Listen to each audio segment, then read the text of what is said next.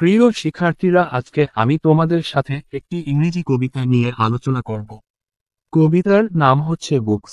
কবিতাটি লিখেছেন বিখ্যাত ইংরেজ কবি এলেনর ফার্জন। এলেনর ফার্জন মূলত একজন শিশু সাহিত্যিক ছিলেন। তাহলে চলো কবিতাটির সম্পর্কে জেনে নেই। তার আগে তোমরা যারা আমার চ্যানেলটি এখনো সাবস্ক্রাইব করনি, তারা চ্যানেলটি সাবস্ক্রাইব করে পাশে থাকো। কবিতাটিতে মোট 4টি স্টাঞ্জা আছে। আমি তোমাদের সাথে একটি একটি স্টাঞ্জা করে আলোচনা করব। কবিতার প্রথম স্টাঞ্জাতে বলা হয়েছে, What worlds of wonder are our books, as one opens them and looks. New ideas and people rise, in our fancies and our eyes.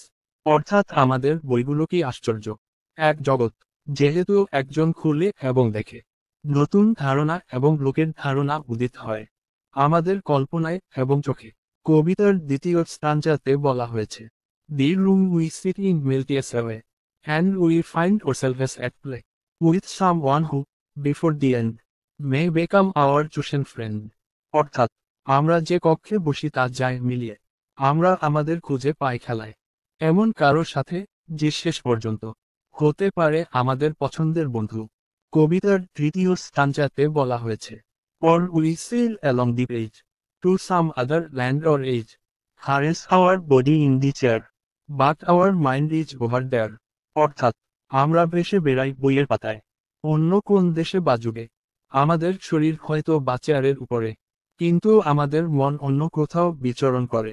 কবিতার শেষ স্টাঞ্জাতে বলা হয়েছে, Each book is a magic box, which with a touch a child unlocks.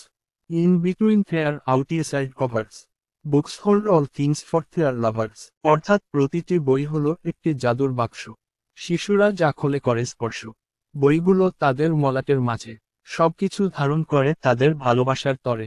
তাহলে প্রিয় শিক্ষার্থীরা, আজকে এই পর্যন্তই। আল্লাহ হাফেজ।